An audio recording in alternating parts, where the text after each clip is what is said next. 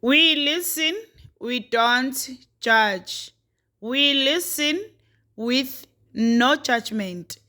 Indaba ka-Anonymous osibhalele namhlanje ifundeka kanje. Ngathatha indoda yomama bengimsebenzela. Ngiyabingelela kuwe dadewethu nakumphakathi wala ekhaya. Ngizalelwe endaweni yase-KZN eNquthu. Ngizalwa nobhuti wami omncane kunami.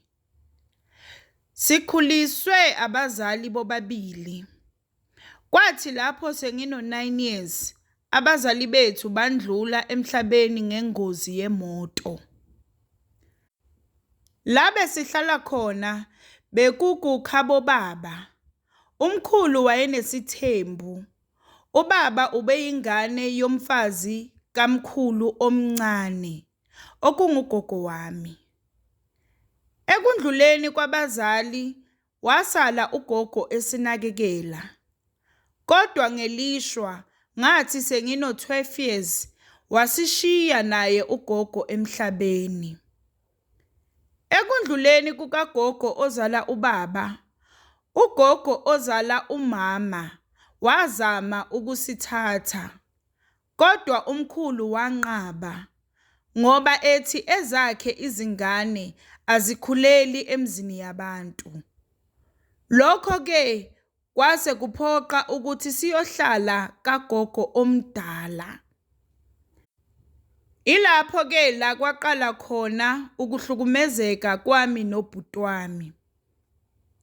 Ugogo ushona nje vele sekuzongena ubusika. Into beyenzeka-ke, ugogo omdala ubevusa mina nobhuti wami ukuthi siyokhelela amanzi ngaphambi kokuthi siye esikoleni. Phinde futhi ntambama masibuya kumele siyotheza izinkuni zokuthi kuphekwe ntambama. Umkhulu yena ubesebenzela eGoli emamayini. So wayengazi ukuthi siyahlukumezeka ngoba besingazenzi zonke lezi zinto uma ekhona umkhulu. Saphila leyo mpilo-ke cishe iminyaka 2. Kwaba khona uthisha esikoleni owangibiza wangibuza ukuthi ikuphi inkinga, ngenxa yokubona ukuthi bese singasigcini isikhathi sokungena esikoleni, nokuthi-ke mina ngangihamba ngezinyawo, ubhuti wami yena agqoka amateku esikoleni. Ngase ngimchazela-ke uthisha ngesimo sasekhaya. Wabese ebuza ukuthi sisafisa na ukuqhubeka sihlale nogogo. Eyami impendulo yathi besingajabula ukuthi siyohlala nogogo ozala umama. Ngenhlanhla-ke wabuzisisa ngomkhondo kagogo waze wamthola. Wamenzela incwadi yokuthi aye kosonhlalakahle ukuze athole amalungelo okuzosilanda. Mangizwa-ke ngogogo uthi wachaza isizathu sokuthi kungani angahlali nathi. Yingakho amenzela incwadi. Sabona ngogogo-ke sekazosilanda. Sahamba kanjalo-ke sayohlala nogogo ozala umama. Kodwa ngelishwa kwathi lapho sengino-19 years naye washona. Sasala sesinganamuntu ozosibheka. Kodwa ngesimo sokuhlukumezeka esakuthola khabo baba sasingeke sibuyele khona. Ngenxa yokuthi ngase sengikhulile kwase kuphoqa ukuthi ngiyofuna umsebenzi kuze ngizokhona ukuthi ngikhulise ubhuti wami omncane ngoba wayeno-16 years ngaleso sikhathi efunda ugrade 10. Ngase ngihamba ngifunafuna-ke umsebenzi. Ngenhlanhla ngalithola itoho kwenye yezitolo lapho kwakuthengiswa khona ukudla ama-takeaways. Kuthe ngolunye usuku kwafika lo mama obesekajwayele vele ukuzothenga ukudla. Wabese ecela-ke ukuthi angimfunise umuntu ozomuncedisa kwakhe. Ngathi uma ngizwa imali azomuholela yona yayindlula owami umholo nge-R2,000. Ngamtshela-ke nje khona lapho ukuthi ngikhona mina. Ngaqala kanjalo-ke ukusebenzela lo mama. Umsebenzi engangiwenza kulomuzi kwakuwumsebenzi wasendlini. Inyanga yokuqala kwakuhamba kahle kakhulu. Ubeze angiphe ukudla osekunesikhathi kuhlalile efrijini. Lokho-ke bekwenza ngehlise nezinga lokuthenga ukudla ekhaya. Kuthe ngenyanga yesibili kwaqala kwashintsha izinto. Kule khaya-ke ngangisebenzisa umshini ukuwasha izimpahla. Kodwa lo mama wavele wathi angingasaziwashi izimpahla zangaphansi ngomshini ngoba ziyashesha ukuguga. Wangithengela ama-gloves. Ngangingenankinga-ke ngoba bengisebenzisa ama-gloves. Kodwa inkinga ibiqala uma kwenzeke waba sesikhathini. Wangcolisa lelo phenti noma lelo shidi ebekalele kulo. Wayengasazihluphi ukuthi akuwashe yena kuqala bese ngiqhubeka-ke mina. Kunalokho bekwenziwa yimi. Bengimuwashela ukungcola kwakhe kwangaphansi. Ngathi ngifaka isikhalo, wavele wangithembisa ukungixosha. Ngathi ngisabheke lokho, wabese esengitshela ukuthi seyimi ekumele apheke.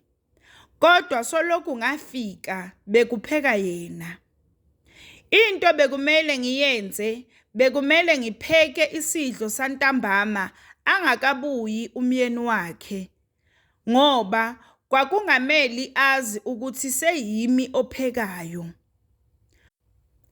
Wasuka lapho wayekisa ubhuti obenokufika azogeza izinja. Wathi lowo msebenzi sekumele wenziwe yimi. Seyimi ekumele ngigeze izinja. Ubesehlalela ukungithethisa-ke ngoba ukungezeleka komsebenzi bese ngingasaqedi ngesikhathi.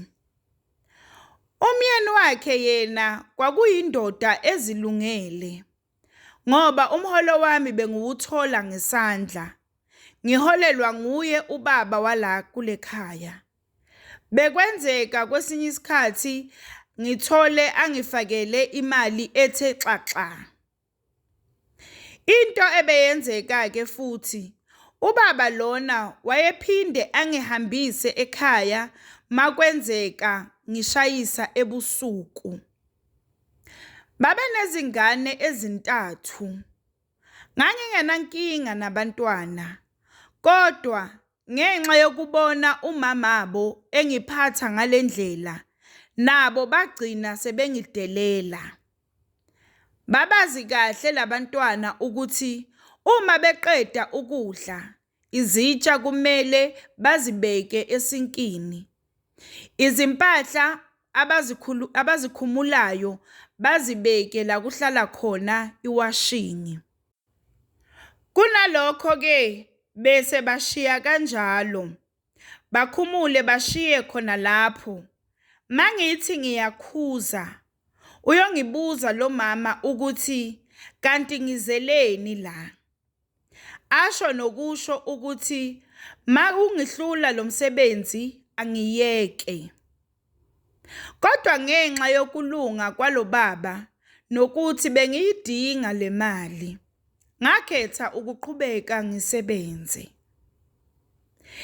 Into beyenzeka-ke ubethi uma engekho ehambe nesonto lomama ngoba bekuwumuntu osontayo, bekuphoqa-ke ukuthi ngizolala kule khaya ukuze ngizokhona ukubheka izingane.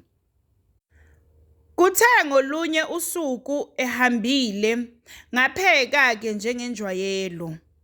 Lo baba wakuzwa lokudla ukuthi kuzwakala ngathi okukankosikazi wakhe.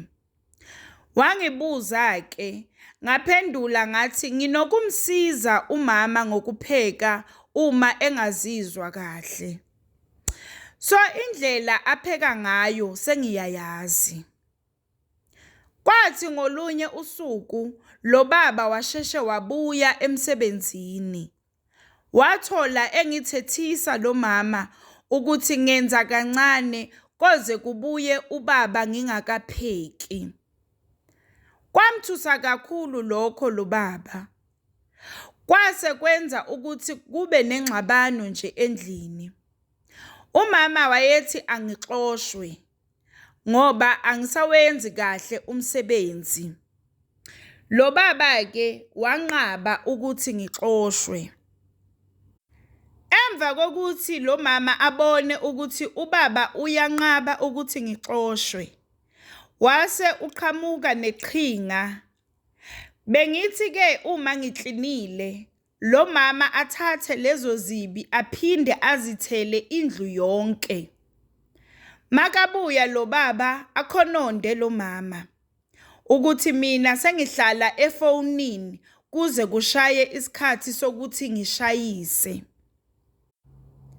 Ngenxa yokuthi bese ngingowesithathu ekumele axoshwe, lo baba-ke wafaka amakhamera endlini lo mama angazi, enzela ukuqoqa bonke ubufakazi ngaphambi kokuthi angixoshe. Wabubona bonke-ke ubufakazi bokuhlukumezeka kwami. Lokho-ke kwasenza sazwana kakhulu nalo baba, ngoba nguye obesenokusiza ubhuti wami ngezinto zesikole ezidingakayo. Okungenye yezinto eyasenza sasondelana kakhulu leyo sinalo baba. Wamubona kanjani-ke ubhuti wami? Ngake ngamucela ukuthi sindlule silande ubhuti wami ngoba ube-athenda esikoleni ezobuya late. Amagazi abo avele azwana kusukela lapho. Ubesemenzela konke akudingayo okuhlangene nesikole, ngoba ethi uyayithanda ingane efundayo. Kodwa wacela-ke ukuthi lokhu kube yimfihlo yethu ingafiki kunkosikazi wakhe le ndaba. Kwahamba-ke isikhathi ngiphila leyo mpilo yokuhlukunyezwa yilo mama. Kodwa lokho kwasenza ukuthi sisondelane kakhulu nomyeni wakhe, saze sagcina sesijola. Ngapha-ke ngenxa yolunya lwalo mfazi wakhe, kwadala ukuthi bagcine nabo sebehlukene. Bahlukana-ke nalo mfazi wakhe, wase ethatha mina engenza unkosikazi wakhe. Wangithengela umuzi, sashada. NoNkulunkulu-ke wasipha ingane eyodwa yomfana. Lokho-ke kwenza ukuthi angithande kakhulu kunakuqala. Phela bebanganayo ingane yomfana nonkosikazi wakhe wakudala. Konke-ke kuhamba kahle emshadweni wethu, ungiphethe kahle kakhulu. Nami futhi ngiyamuhlonipha, ngiyamazisa ukuthi uyinhloko yekhaya. Ngikhuluma nje lo mama usecela mina ukuthi angikhulume nomyeni wami ukuthi ondle izingane zakhe. Ukukhuluma nje iqiniso, ubaba uyazondla izingane, Kodwa lo mama akaneliseki, ufuna okungaphezulu. Angazi ke noma ngiyona yini ngoba ezikhalo zakhe angizingeni mina. Isixwayiso ke engithanda ukusindlulisa kulabo mama abanosisi noma abo-anti abasizayo endlini. Mabakhe ubudlelwane obuhle nabo. Ngoba ukukhuluma nje iqiniso, labo bantu bagcina bamalunga omndeni. Kanti futhi ke ungamudeleli umuntu noma umbukele phansi ngoba ubona ukuthi ngakuwe kusahamba kahle. Isondo liyajikajika. Yikho isiZulu sithi lithatha osemsamo limubeke emnyango, lithathe osemnyango limubeke emsamo. We listen, we don't judge. We listen with no judgment. Sacela usitshele ke ukuthi ucabangani ngendaba ka-Anonymous osibhalele namhlanje lapha ku-comment section. Sacela ungakhohlwa ukulike, ushare, usubscribe. Ungakhohlwa ukuthi ukusubscribe it's for free, awubhadali lutho, it's for free.